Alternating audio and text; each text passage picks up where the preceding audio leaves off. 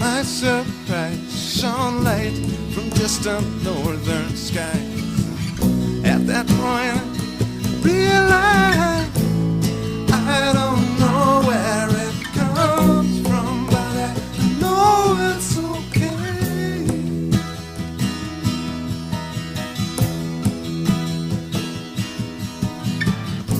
If this is all an illusion, then I'm willing to play. You are listening to Karen Holton's Quantum Health Transformation Podcast. Karen earned a bachelor degree with distinction in social work from the University of Victoria, as well as a diploma in women's studies from North Island College. In addition, she has 48 plus years personal cannabis research and has been federally licensed for medical cannabis therapy since 2007. Karen has worked for the North Island Compassion Club, AIDS Vancouver Island, and not to mention a private practice which has received physician referrals. She is also the founder of Vancouver Island Alternative Lifestyle Services, founded in 2007. Now, Files was originally developed to support people of alternative lifestyles, but more recently has come to assist individuals and groups with quantum health transformation, which is a program Karen has developed to help individuals to heal, evolve, and thrive. Karen's education and practice qualify her as an addiction therapist, counselor, and lifestyle coach. No referral necessary. You can find more information about the quantum health transformation and other items of interest at KarenHoltonHealthCoach.com or via Facebook at facebook.com/quantumhealthtransformation. And now, here's the podcast. Hi, I'm Karen Holton, and I'm representing Quantum Health Transformation, which is my free online course found at www.KarenHoltonHealthCoach.com, KarenHolton, healthcoach.com, and all the links will be in the description box below this video.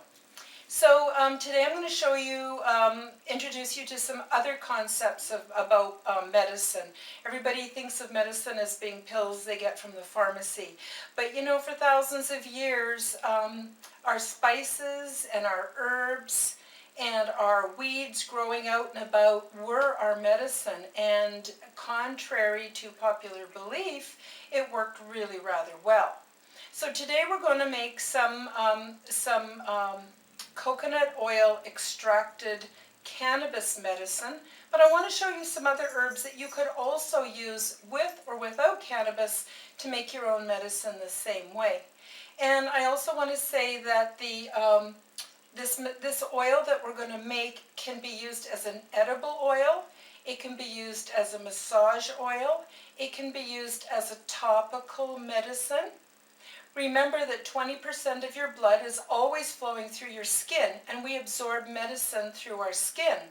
So you can actually be using cannabis and not be smoking it, not be inhaling it, and not be eating it or ingesting it, and still get some medicinal effects. So it all depends on what you like.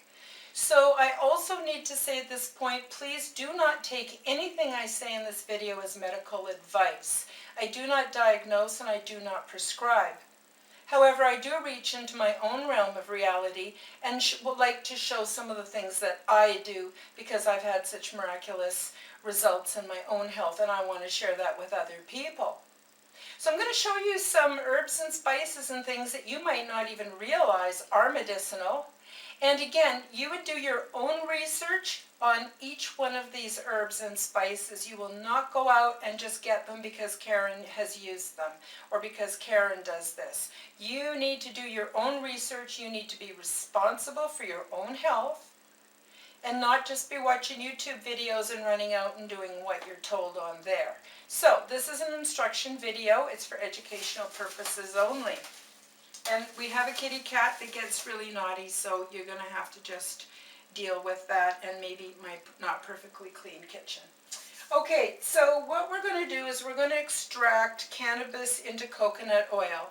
You can use any kind of coconut oil you want. This is a really good product. It's about $10 at Superstore here in Canada. And this is enough to make a nice batch. And I also will be using today, this is from Costco, and it's Kirkland brand organic virgin coconut oil.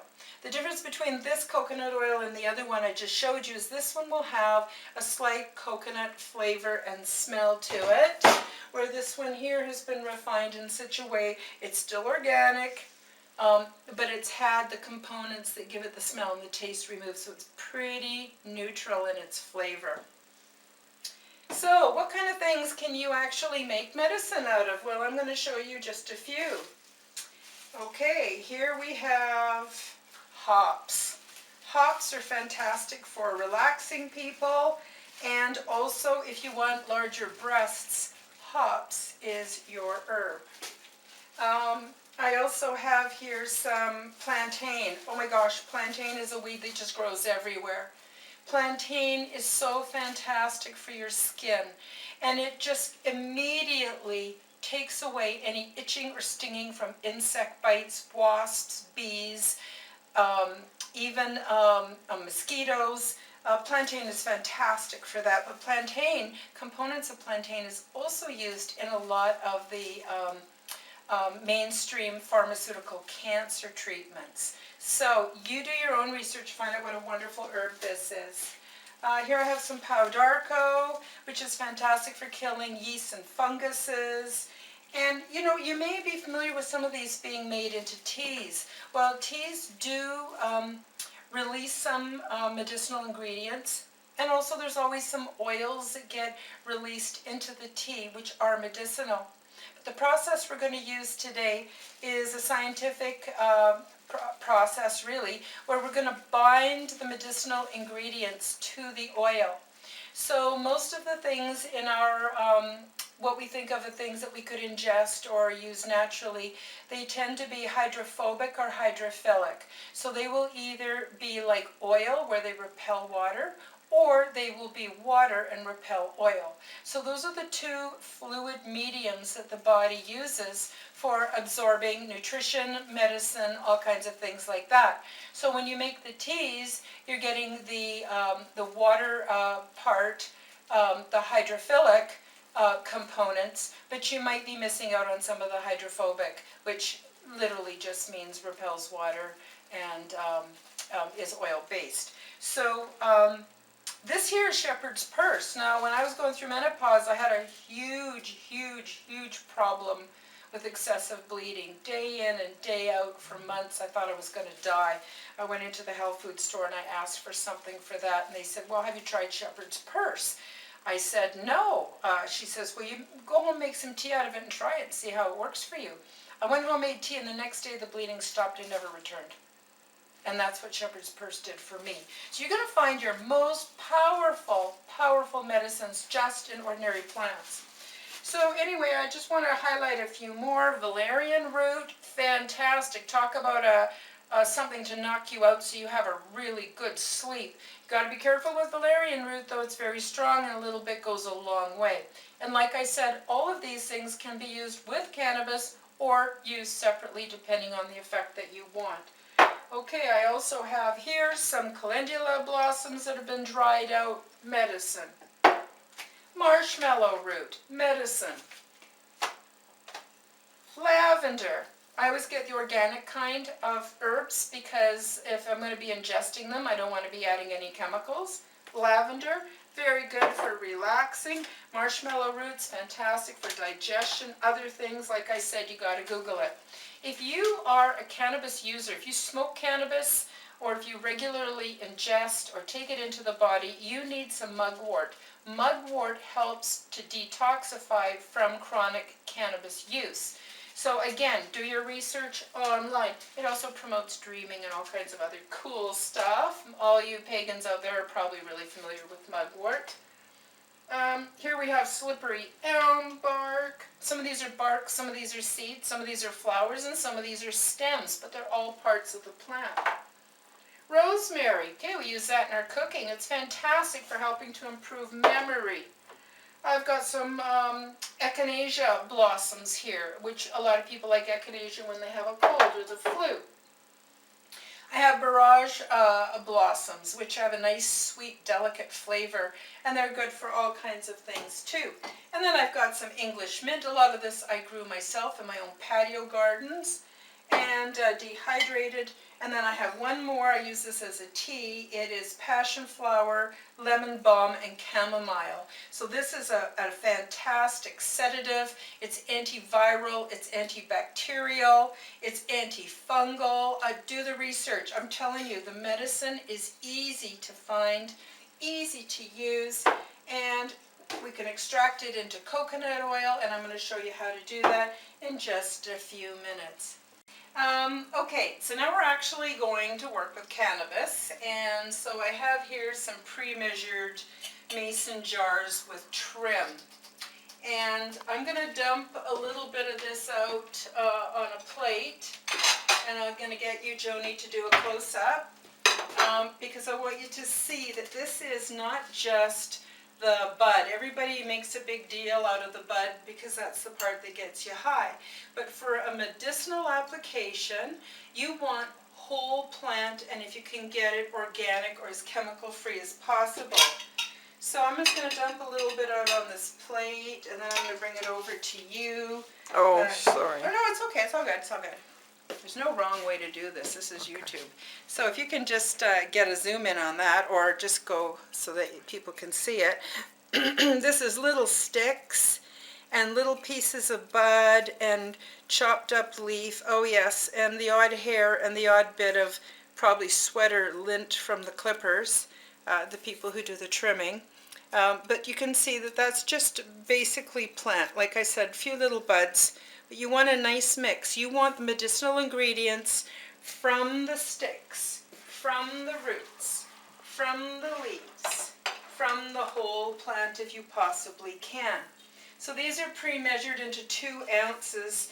I like to use an ounce of bud along with an ounce of the trim. Ideally, but it makes a very strong medicine, probably too strong even for you guys. Plus, this can be very, very expensive. One of the big problems is there's a plentitude of in Canada, recreational cannabis and also medical cannabis, but it's so expensive. So it runs for about $350 an ounce. So this is 2 ounces. This would be like $500 worth of cannabis if this was all bud. And so what you want to do is you want to try, if you find this medicine works for you, there's another jar of it. I'm going to put this over here so I don't accidentally dump it in. But, and I also have here some bud, and I'm going to put it on the plate. Woo! So you can get, it's been in the cupboard. Oh, it smells so nice. Sorry, I just love the smell. A lot of people don't, but I do. So I'm just going to put a couple of buds here on the plate and bring that over so that you can see the difference. Okay, so the buds have what they call little hairs, and they have little trichomes. How's that? There. Okay, we're good. Little hairs, and they have little trichomes, which are little oil-filled sacs. And the oil-filled sacs are going to burst when we cook it, and they're going to release it into the medicine. And the trim is going to release other kinds, because there's like over 120 known medicinal ingredients in cannabis. And it has such low toxicity, regardless of the propaganda, that it's just a really wonderful medicine. So you can see the big difference between the buds. So these have more THC. And you do want some THC because it's a wonderful sedative, and it really kicks in your endocannabinoid system. We all have an endocannabinoid system. We're born with it because under ideal circumstances, our bodies would be producing our own cannabinoids. But modern living with the technologies and the electromagnetic frequencies and the impure foods and the processed foods and stress and all of those things have sort of shut down our own endocannabinoids, endo meaning, within the body. And so we go to cannabis, which has the bio-identical chemical that when it gets into the system, it rides on every cell in the body, and it quickly normalizes and equalizes the communication system within your body. So your body knows what's wrong and can send its own healing. So cannabis and these herbs actually don't do anything except trigger your own immune system to kick in and start the healing process. So you can understand why I'm so excited about it. So anyway, I just want to show you a couple more things. This is from a dispensary called Broken Coast, and this is indica tips. So this is it's mostly leaves, but it is some sticks and some different parts of the plant. It's closer. If you can't get whole plant, then you would want to go to something like Broken Coast indica tips. And this one here is 20% sativa and 80% indica. I'm going to make another video on what's the difference between sativa and indica and what conditions each one is better for. And then of course I also want to get into different sources of CBD oil because that's become really popular. Okay, so this is called Campania, and this actually contains just sticks. Because I myself do use cannabis in the evenings, I use a vaporizer, or if I'm in a lot of pain, I will use a vaporizer. And of course, like most people who use cannabis from time to time, I smoke it because there's just no effect like it. So I'm just going to come in with the sticks. So these are just sticks that have come off the buds from the puffable cannabis. Of course, it's also edible and massageable as well. And, you know, normally people would throw these away, but they got medicinal ingredients, so I save them. And they're going to go into this mix. And then one thing I wanted to show you that I forgot to add when we were over doing the different medicinal herbs. I just want to zoom in a little bit on this. This is Marseille's brand Thieves Oil. It is the best thieves oil I have ever found. Now you don't want to be drinking it or anything like that, but a drop or two of thieves oil will be amazing for helping your system detoxify. It kills, it's basically just edible essential herbs like some of the ones I had over there, like cinnamon and rosemary and lemon and a couple other things in here. But anyway, what this does, thieves oil does, is it kills all viruses, bacteria, funguses, molds. This is an amazing detoxification. So you could put a drop of it in with your cannabis. And the other thing I want to say is some of these herbs and spices don't taste very good. So I would definitely make 2 batches. I would make one batch that would be your massage oil, edible oil, topical, just plain, keep it simple, cannabis on its own. Then if you want to play around with other medicinals, you would add the different plants to your cannabis and do exactly the same process we're doing here today. But it might not taste good, and not all herbs and spices are edible. Some of them are meant to be put on topically. Arnica is a good example of that.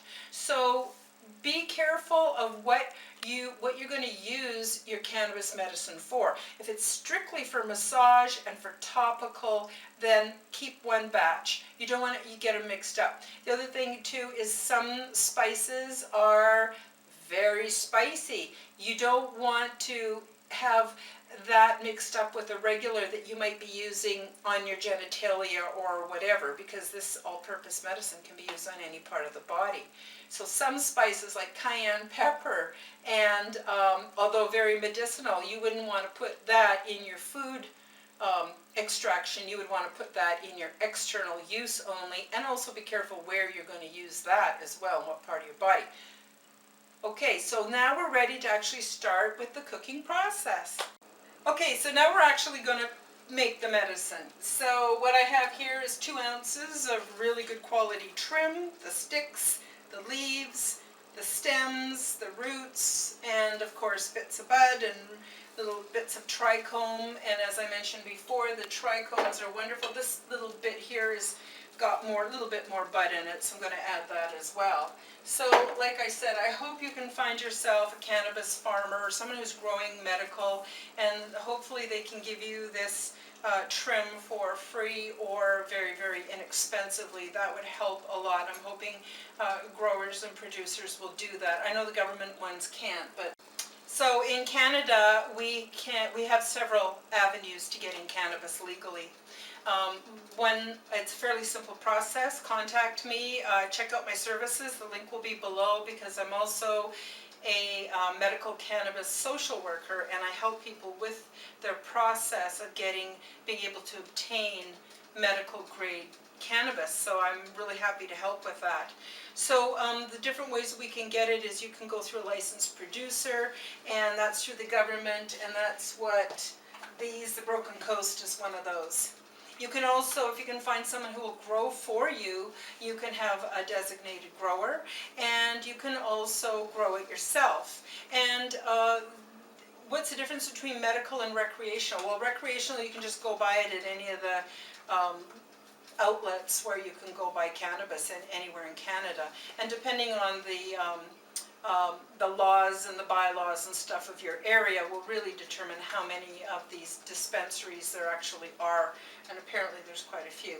So you can get all kinds of good quality products from that too. But the reason why you might want to go medical is because A, you've got a health issue that you're trying to deal with, and if you go medical you can get larger amounts, especially if you tell the doctor that you are going to use it topically. So my prescription is 10 grams a day or 300 grams a month. That sounds like a lot, but it isn't a lot, because I make massage oil out of it. I use it topically. I use it for all kinds of things, and then you can also use it, like I said, for edibles and all kinds of things. And then depending on you, with cannabis you'll build up tolerance fairly quickly. So it takes more and more for you to feel high, but maybe you don't want to feel high. Maybe you want to get out there and be part of this world, and you've got things you want to do and people you want to see. So the funny thing about it is, yes, you will over time have a normalizing effect on this medicine, but you also, you won't get, sorry, I have to say that differently. Do you want me to just keep going? Yeah, let's just keep rolling. So basically, when you take a pain pill that you get from the doctor, possibly a narcotic or oxycodone or something like that, what happens is as you keep taking it, your body builds up tolerance, and pretty soon you don't notice the effect. And it also stops working. So the more tolerance you have, the less effect you feel, and it stops working. Cannabis is completely different. Plant-based medicines are completely different. So what happens is, yes, you build up tolerance, you no longer feel high when you're using it, or it might take more before you do feel high, if getting high is part of your therapy, which it often is. But it will always work. It will always, always stimulate your endocannabinoid system. It will always help your body to heal, even if you feel no effect whatsoever. And remember what I said about your skin. 20% of your blood is flowing through your skin. You know, you can get nicotine patches. You can get different kinds of medicinal patches from the pharmacy. Same principle, but we're using cannabis here. So what I've done is I've got some water boiling in a little saucepan in the back. Maybe Joni, you could come in for a little bit closer here. So I've got a little saucepan that's just, I'm going to put some more water in here actually. And what we're going to do is we're going to place a Pyrex cup into the water. And then I'm going to add the coconut oil inside the cup, not put into the water, so it stays just the oil. And we're going to melt it so that we can measure it, because it's pretty hard to measure in the solid state that it kind of comes in at room temperature. And here in Alberta, it's a little cooler, so it stays quite firm and hard. In this pan here, the bigger pot, maybe you could come in and zoom in on that, Joni, a little bit. I have just boiling water, and for 2 ounces I want at least this much water. I may even add more water. And you want to make sure you're using clean water, spring water. Not all bottled water is better than the tap, but where we live, we're having to face issues with our water where we've got runoff from big industry and like mining and oil and gas and that kind of thing. We've also got the fluoride that they add to the water, the chlorine, and I'm not sure if the other chemical is ammonia, but they add another one in there that's like a bleaching agent to kill the germs, so-called germs in the water. We're also having runoff from all the land. There's so much land in Alberta that is farmland, but nobody farms in the old traditional methods. They're using, Monsanto crops. They're told what pesticides, what herbicides they have to use. Everything is dictated from above, and if they don't do it exactly so, they can't be farmers anymore. And so farming is completely different. All of that stuff runs off into the aquifers and into the water system. Then one other thing I just want to add is the pharmaceutical drugs that don't get screened for and don't get removed from our water supply. So do the research. All this stuff is real stuff. So you want to make sure you have clean water when you're making medicine. So why would I want to have the water? I'll tell you for a couple of reasons. One reason is because it prevents the oil from ever becoming hotter than the water. So oil can be heated to 300, 400 degrees. Water will never heat above 212 degrees Fahrenheit or 100 degrees Celsius because that's the boiling point. After that it becomes steam. So water will keep the temperature low so that you're not overheating your medicine. And I guess that's it. So I've got the water pretty hot now, almost boiling. If you want to come in a little bit and just show the stuff being added. So I'm going to take, for this batch, 2 ounces of cannabis trim, and I'm just going to dump that right into this pot of water.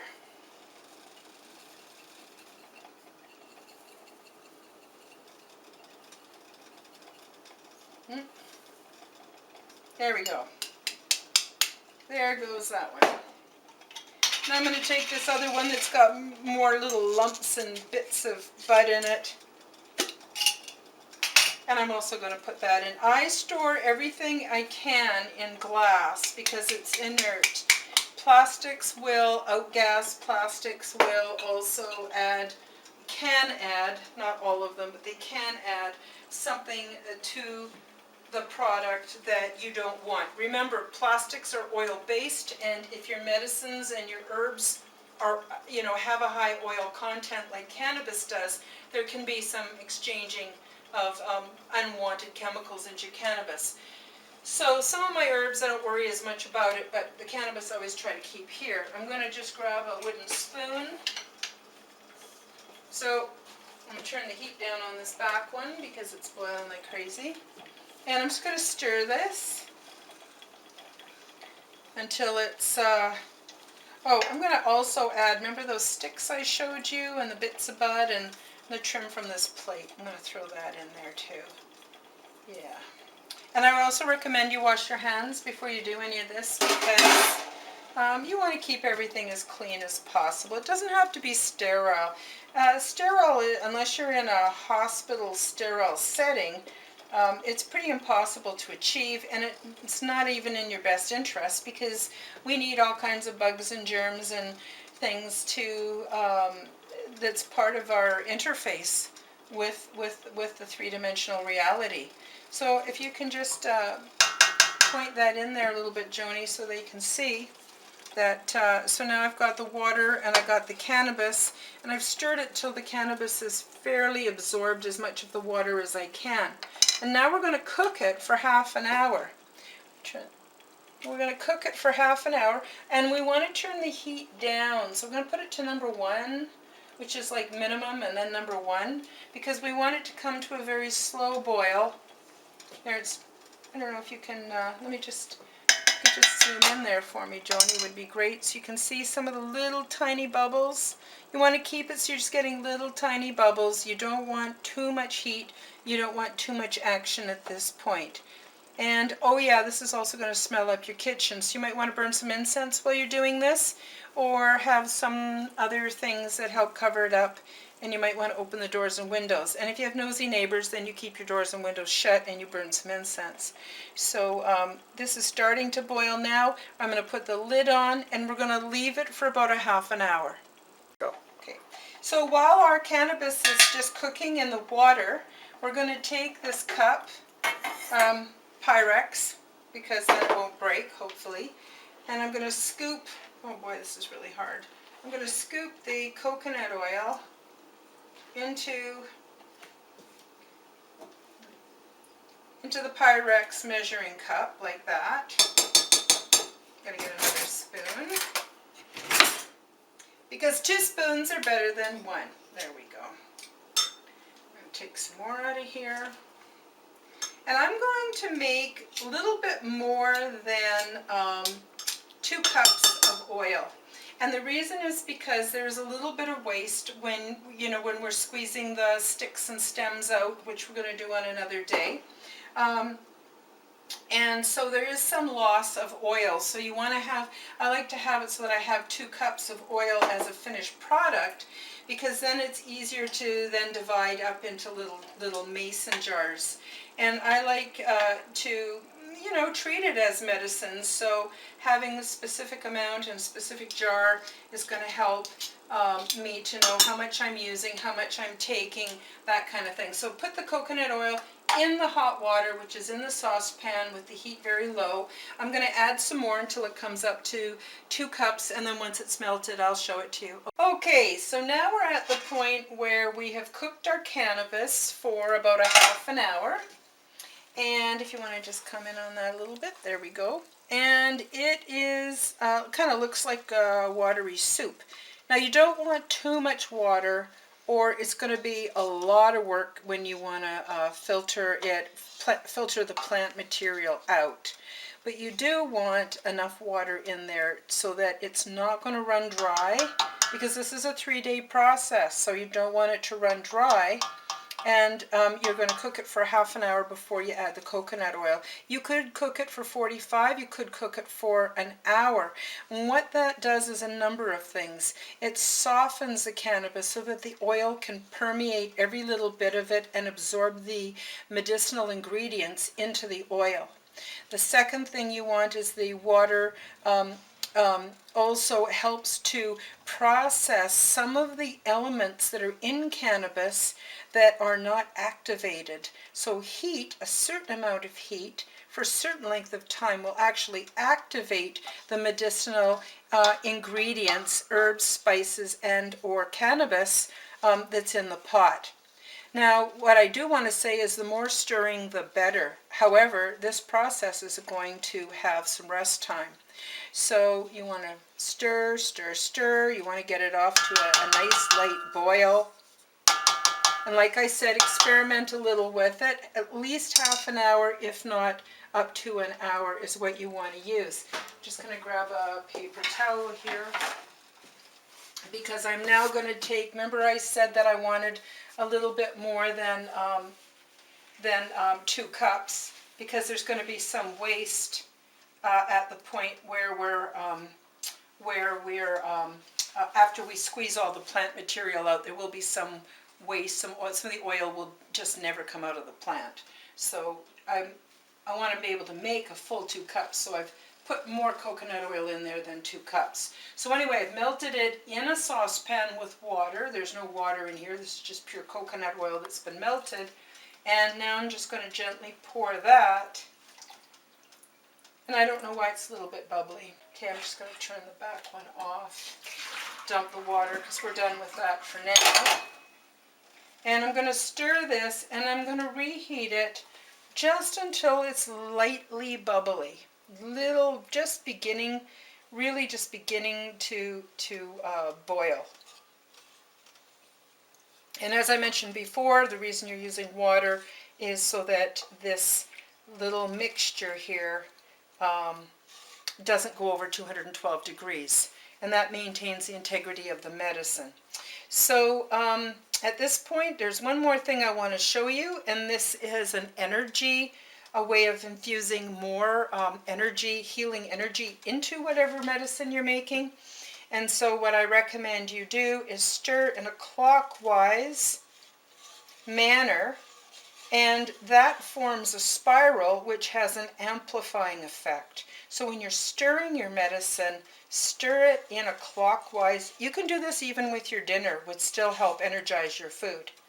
And while I'm stirring it, I'm giving it a loving intention. Now the loving intention is actually originating in my heart. It's filling me up, it's flowing through my shoulders, down my arms, and certainly down to my hand, spoon, and into it. So I'm going to infuse an intention into my medicine of love, peace, joy, health, vitality, and a little dash of abundance in there. Abundance could be health, abundance can be financial, abundance can be how much love we have. So what a beautiful, beautiful intention that I'm now adding to my medicine. So while it is reheating, I recommend you continue to stir it until you have a nice light bubbling. And at whatever point, you don't want to overdo it, but you also don't want to underdo it. So you're going to use your own intuition on how long you're going to let this bubble. But I would say once it starts to bubble, I would give it about 15 minutes of light bubbling, low heat, until I shut it off. So what we're going to do, as soon as I'm going to cook this a little bit more, but just for, getting this video not too long, I am going to just put the lid on. And assuming that it was now finished with its first day of processing, you would then turn the stove off, put it on a back burner, and you're going to forget about it until tomorrow. And what will happen is very, very slowly it will cool.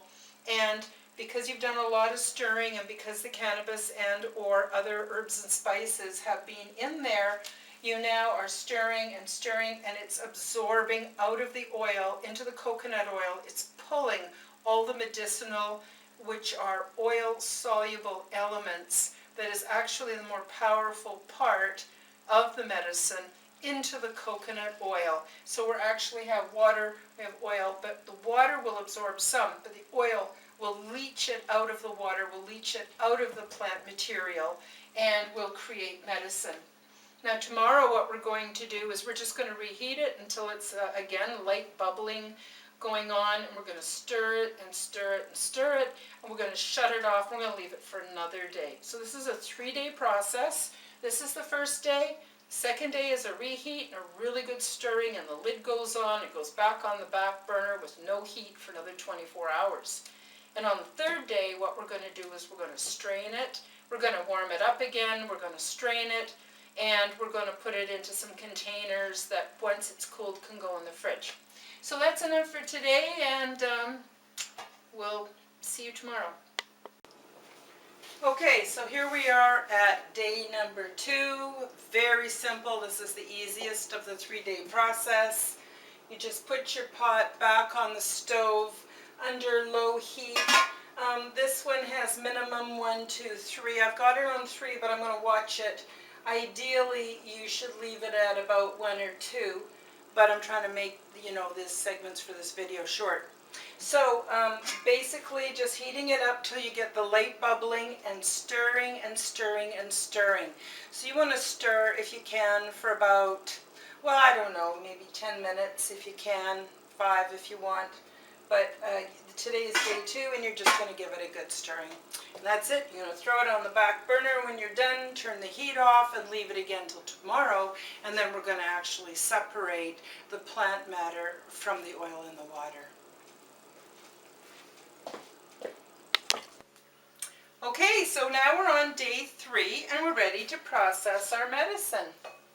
So I've reheated the medicine and the oil and the water in the pot, and I've given it a lot of good kind of stirring. And I'm going to show you now the supplies that you need. So you're going to need a bowl to put the pulp into once we squeeze it out. You're going to need, I have 3 pieces of cheesecloth here. cheesecloth is just a cotton, a very loose weave cotton mesh that you can buy pretty much anywhere, even at the dollar store, and it's very inexpensive, and it's actually food grade cotton, being a plant.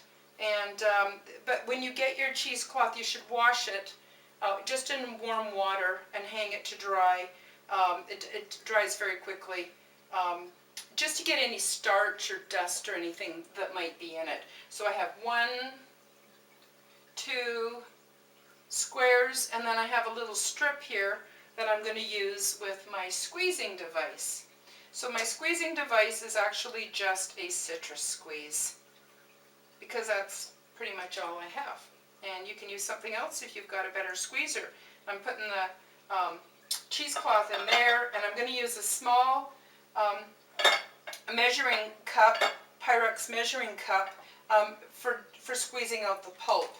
Now you'll also need some strainers, and the best kind of strainer to use is ones that are very fine or very tightly woven, so that you can get as much plant material as possible out of your medicine, and a few sizes, because we're going to be putting the liquid in there, and when it cools it'll be going in the fridge. You'll also need a spatula, and a large and a regular teaspoon should do you. So that should be it for the supplies. So what we're going to do is I'm going to take my larger strainer here. I'm going to put a piece of cheesecloth on it, and I'm going to start by pouring the contents from this pot over the cheesecloth and into this container here. Okay, so I'm going to be careful because this is very hot and you will get seriously burnt if you're not really careful with it, okay? So I'm going to lift up my pot. I'm taking it over to the cheesecloth, which is in the strainer, which is over the large bowl. And I'm just going to gently, it splatters, so be careful and pour very slowly.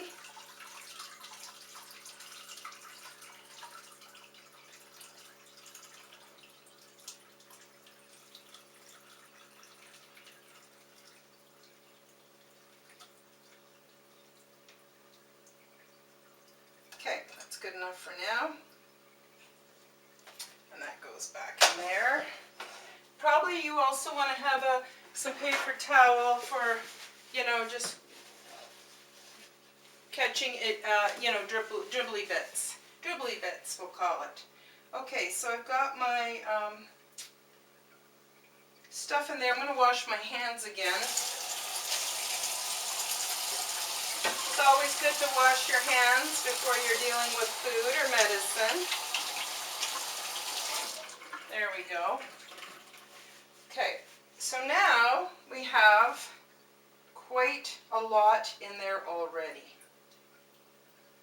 So I am now going to move this to the back a little bit, get my bowl ready, take my spoon, and I'm going to take this pulp like that, and I'm going to put it, I've got my strip of cheesecloth inside my citrus squeezer over the small Pyrex measuring cup. And I'm going to just fill this up. It's kind of similar to making cupcakes. I'm just going to fill this up like that. Squeeze it down a little. There's holes in the bottom where the juice from the lemon or the lime or the orange goes, and that's where the medicine is going to be dripping through. So we're going to put that in there, mash it down a little bit, take some more, and again be very careful because this can be very hot. The trick is you don't want to let it cool too much or it becomes hard, the way coconut oil becomes hard at room temperature. You want it to stay as liquid as possible, but at the same time, you also don't want it too hot because you don't want to get yourself burnt. So then I just sort of take this and twist it a bit, and then I close the lemon squeezer like that, and some will pour out the side, and some will, we're going to actually run this through another strainer before we actually put it in the container that's going to go in the fridge. So right now we're just going to squeeze it like that, open it, and then you want to get as much liquid as you possibly can extracted from your plant material. So I'm going to go like that again, squeeze it into a knot, and give it another squeeze. Now I notice I've already got plant material in here, so I think from now on I am going to use this strainer so that it's really strained out. Okay, so that's about as tight as I can squeeze it. Now what I'm going to do is take the cheesecloth and just dump the pulp from the cheesecloth into a dish, because what we're going to do after we've squeezed it all is we're going to put it back in the pot, add some hot water, stir it up, and we're going to restrain it again. So that is basically how you're going to squeeze the medicine out of the pulp, and that's how we separate it. So for now, I'm just going to go ahead and do this off camera because I don't want to make this video too long. And we'll resume again as soon as I've basically got this all squeezed out, and we're going to go to the second stage of extraction. Okay, so now what I've done is I've used this citrus squeezer, and I have squeezed the juice from the pulp so that the pulp is kind of dry-ish. And now what I'm going to do is dump it back in the pot, and I'm going to add some boiling water, give it a stir, and then we're going to do the process again. So as you can see so far, this one is almost full. Whoops, keep it down low so the camera gets it. It's kind of full, and it's got the oil rising to the top, and it's got the water on the bottom, and that's exactly how it should be. This is a messy process. I'll just warn you. You get bits of everything everywhere. And when I'm done, I like to lick up all the little bits and drips and stuff when it's finished, because I don't want to waste it. It's good medicine. So anyway, just for right now, I'm going to take this and move it out of the way.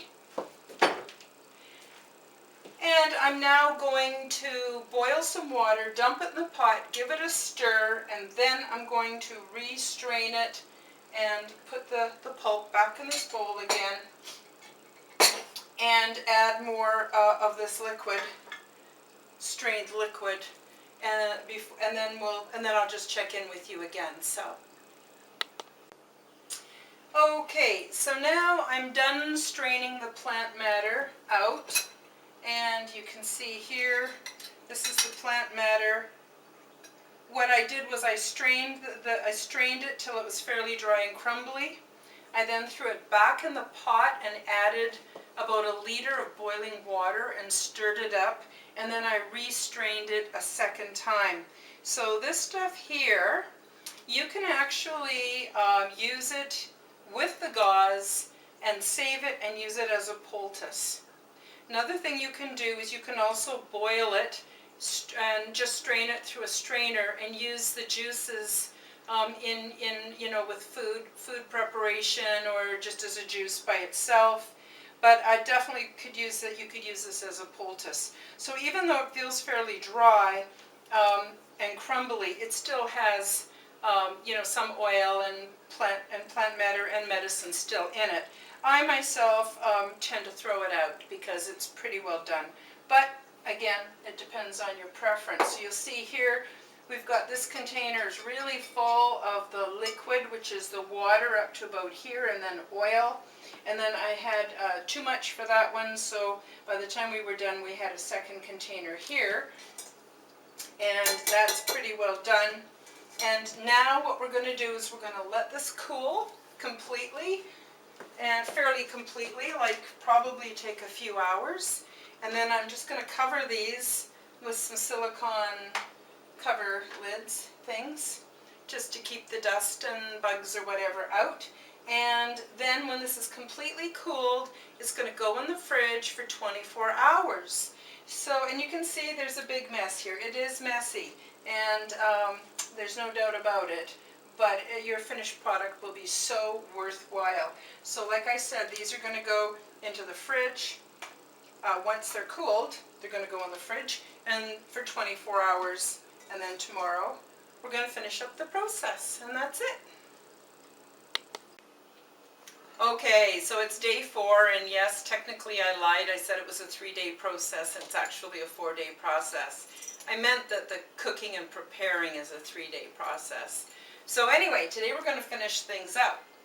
When we were done yesterday with the process, I put the containers in the fridge, and you'll see there's a layer of oil that's gotten hard from being in the fridge, and the bottom is water. There might be a tiny bit of oil stuck to the bottom that I can get out later, and usually gobble that up as a treat when I'm done.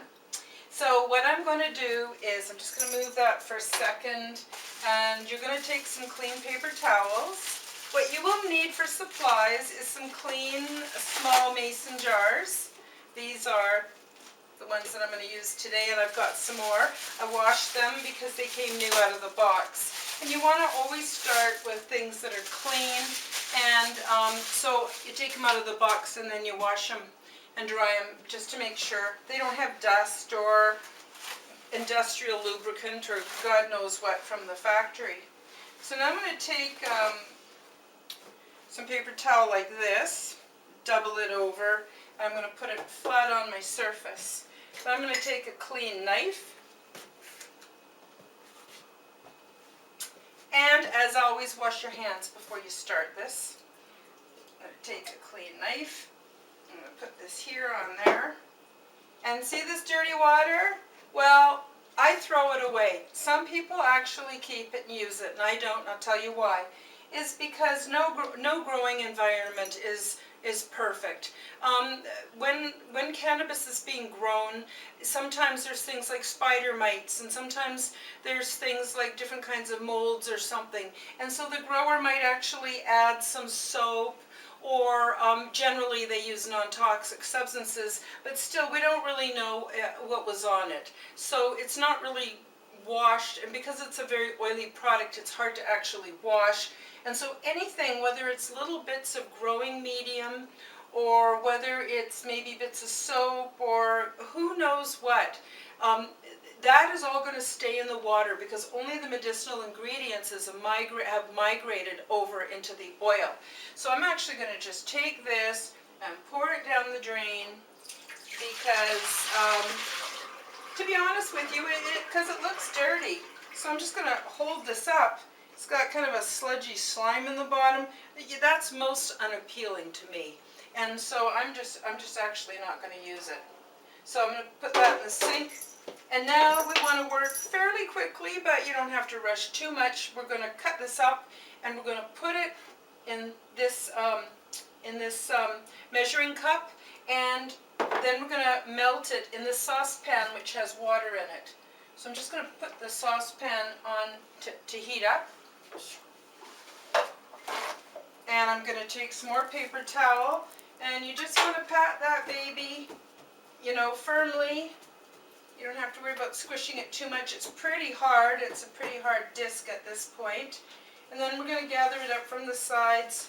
We're going to pat it all around and just get as much of the water off it as we can, like that. And then I just take the knife and I just stick it in there, and it'll break. It'll make a couple of cuts in it, and it'll just snap apart. There we go. And I'm going to cut it like a pie.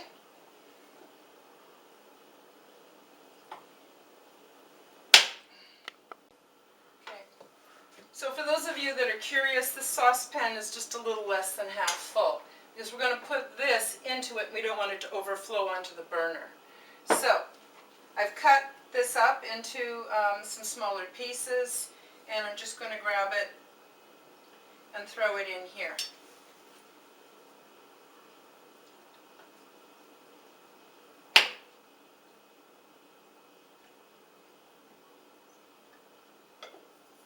And then I'm going to put this in the water.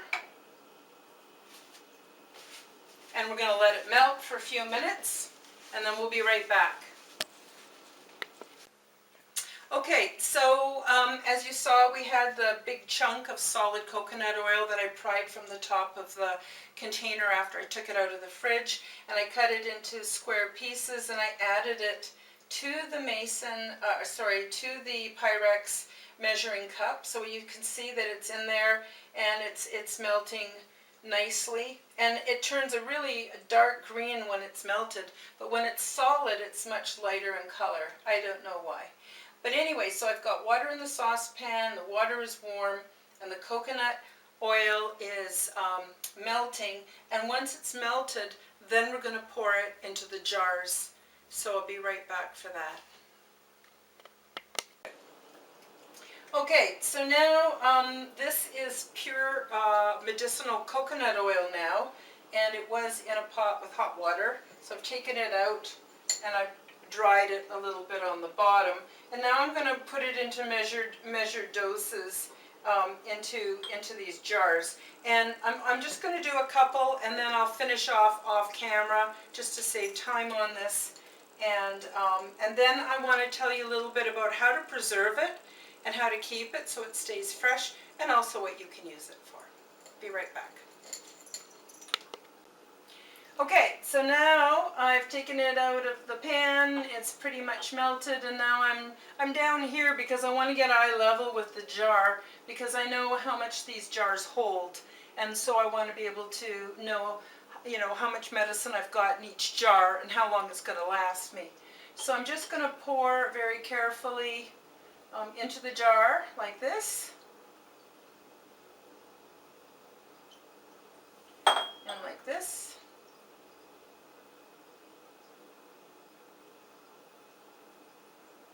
I'm actually measuring out, because I've done this many times before, I'm actually measuring out, these are 1/4 cup each. So 2 cups of oil should make 8 of these little jars like this. And that's enough to last me for a little bit. Okay, I'll be right back after I've poured the rest. Okay, so I have poured almost all of this liquid into these jars. There's a tiny bit left in the bottom. I'm just going to stick this as it is into the fridge, and once it gets hard I'm going to pry the oil off the top and throw away anything, little bits that's at the end. And so now that you've made it, you want to put the lids on. The other thing too is, usually mason jar lids have a kind of a rubberized ring around them. That's generally BPA, and it's really not good for you. So you have an option of making sure you get BPA, which is a type of plastic, BPA-free lids. Do not have BPA in them.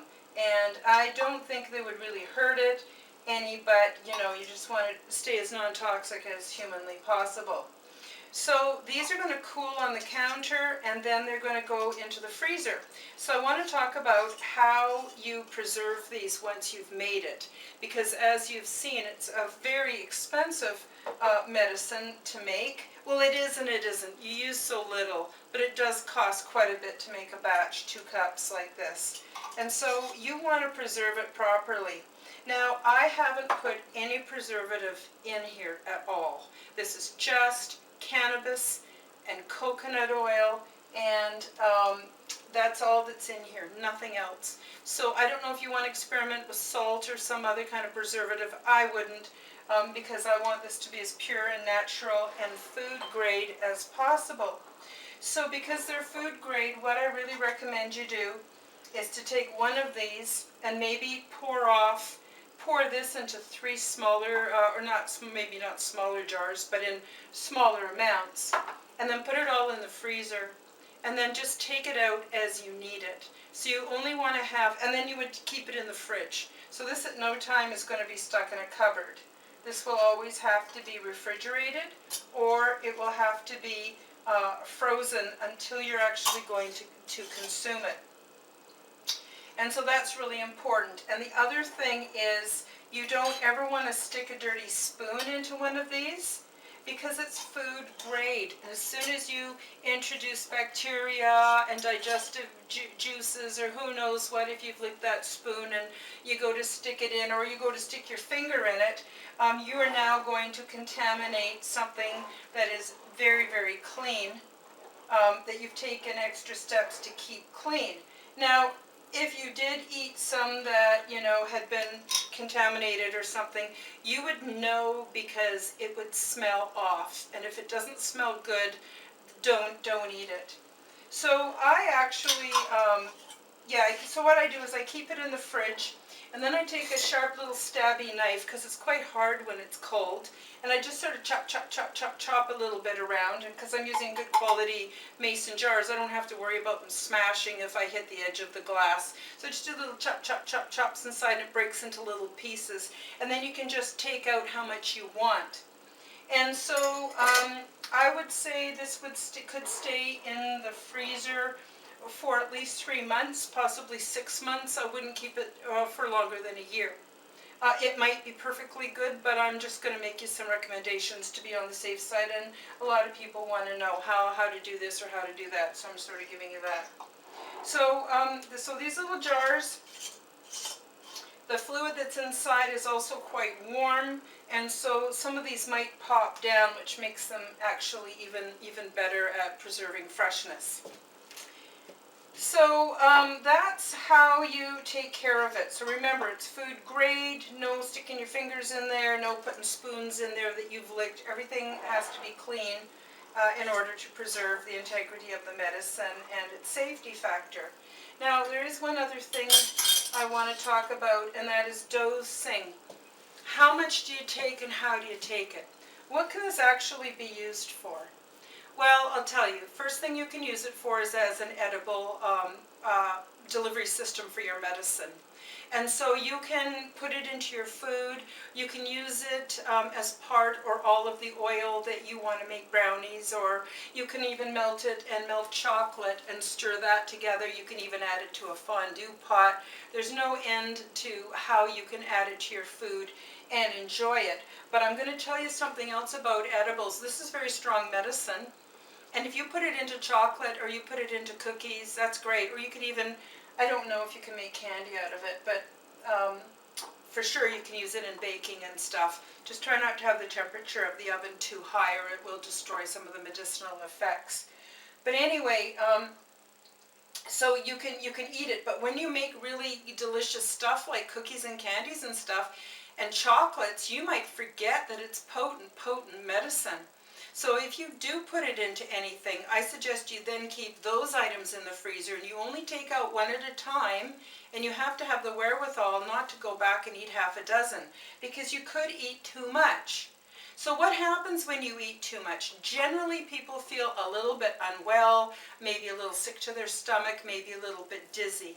And you will probably have no harmful effects from it. The reason I say probably is because I can't legally stand here and tell you it's safe. So you make up your own mind. But basically, if you do too much, what's happened to me when I've done too much in the past, well, the first thing is you sure don't want to go shopping. And the second thing is go have a nap. Just go have a nap. Just if you fall asleep, even just for a few minutes, it sort of resets the brain and gives it a little rest, and you're fine again. The other thing too is this is a digestible oil. So if you have trouble digesting oils, you might want to take some digestive enzymes with it, and also take it with food, and take it with food that has fat, and that will also really help to get it into your system. So this is whole plant. So this has got all kinds like CBDs and THCs and CBNs and you name it. I haven't had this analyzed, so I don't know exactly what's in it, but I do know it works like a hot damn. So I would recommend that you actually experiment with microdosing. So if you've got time when you're not going out anywhere and you don't have to do math, and you don't have to do your company's financial books or anything like that, then I would really recommend that you microdose and see how you feel. has a deeply relaxing effect on the body. It makes you feel kind of happy, it makes you feel kind of hungry, and it makes you kind of sleepy. For those of you who already know about strains, these are indica dominant. So this is actually made out of purple kush, and so it is about 80% indica and about 20% sativa. Now, the more pure indica you go, the more sleepy and more of a body stone you're going to get. And the more sativa you do, the less tired, but you'll get more mental activity. And so do your own research on this, and I'll make another video about it and go into more detail. But for body pain, nothing works like indica. I find sativa does nothing for body pain and actually can make me a little bit too hyper, a little bit manic, or even just, I don't know, what goes up has to come down, and so I can maybe get a little bit of a residual depression afterwards. Also, sativa is really famous for causing anxiety to be worse. And so if you have anxiety issues, if you have mental health issues, if you have pain issues, your best bet is to stick to something that is an indica. And so this is 80% indica and 20% sativa. So it takes you right down into those base notes, but not enough that you can't move. And when you can't move after eating edibles, it's called armchair, because you just can't pull yourself out of a chair. You're just so profoundly relaxed, and you're feeling everything inside of your body. And it really is a great way to get in touch with your body and to learn how to navigate your own immune system and your own healing abilities, which is your birthright. So that's basically, I would recommend microdosing it. But what else can this be used for? This can be used as a massage oil. This can be used as a topical oil. So if you've got like a painful arm or a painful elbow or something, you can massage it right onto the area topically and it will still help. And then I recommend you wrap it with flannel, because this is oil and it's messy. And you can do anything from a small spot area to your whole body, but be very careful because it's oily, it's very, very slippery. And you want to make sure that you've got, if you're going to do your whole body, you want to make sure you've got a big piece, a tarp that's folded in half, and you've got one or two full-size flannel sheets in there that are going to absorb that oil. And you want to use stuff that's, you know, from the thrift store, maybe not in good condition anymore, because you might just want to throw it out rather than put that in your washing machine. So anyway, you can use it as a massage oil. You can add it topically, so if you've got a skin irritation, sunburn, anything like that, you can use it topically. So that's what this oil is all about. And as I already described, you can incorporate other plants like plantain, chamomile, all kinds of things in with it. But I would recommend you do that in a separate batch. And so that's basically it. Do not give it to anyone under 21 years of age, because your body's not finished developing yet, and you want to be able to do your own, have your own immune system and do your own healing and give yourself a chance to learn how to do things without the help of medicine. But for some people, this just works so amazingly. I use it for sleep, because I'll wake up at 3 o'clock in the morning and I'll be asleep, I'll be awake till 6, and it's really hard to keep going when you're that tired. And so what I often do is take, you know, anywhere from a quarter, depending on how strong the medicine turns out, and you'll only know by experimenting, and go easy with that. So I would say about a quarter of a teaspoon of this, depending, and also depending on how much body pain I have. If I can't sleep because I'm in too much pain, then I might need more of it. So I'm not going to recommend how much you should take. I recommend that you do research, you experiment lightly, steadily, keep track of how much you took and how you felt after, and you work out your own medicine. And that's how it's been done for thousands and thousands of years. Pharmaceuticals has only come as basically, there was a little bit before World War II, but after World War II, the scientists from Nazi Germany were brought over to the United States, and they became the owners and the developers of the big pharmaceutical industry. So how much compassion can there be, you know, in the pharmaceutical industry? I'm not saying all pharmaceuticals are bad, but I am saying there are natural alternatives, and this is how you do it. So, so now you know how to keep it fresh and keep it in the freezer. Take out a jar, you know, when you need it. Divide it up smaller, especially if you're going to be using it as massage oil. So you're going to be putting your hands in there, you might be putting some essential oils in here, then you shouldn't want to, be adding it to your breakfast. So be really aware of that. And that, I think, is that. I hope you've enjoyed this video. I hope you like and subscribe to my YouTube channel. And if you'd like to support the work that I do, check out my services and my products at my website, www.karenholtonhealthcoach.com, KarenHolton, healthcoach.com. And there'll be all kinds of information on how to repair your health, how to just basically improve your life 100% through good health, well-being, and being able to think clearly again and understand what's really going on in this world. So I wish you the very best, and thank you for joining me. That's it.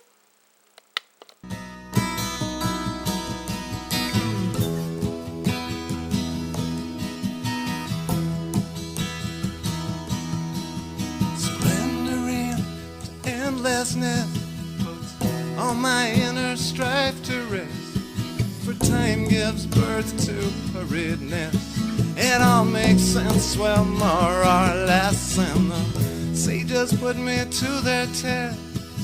With heart and soul I do my best to find the answers to my quest. I wonder and I must confess, I don't know where it comes from, but I know it's okay.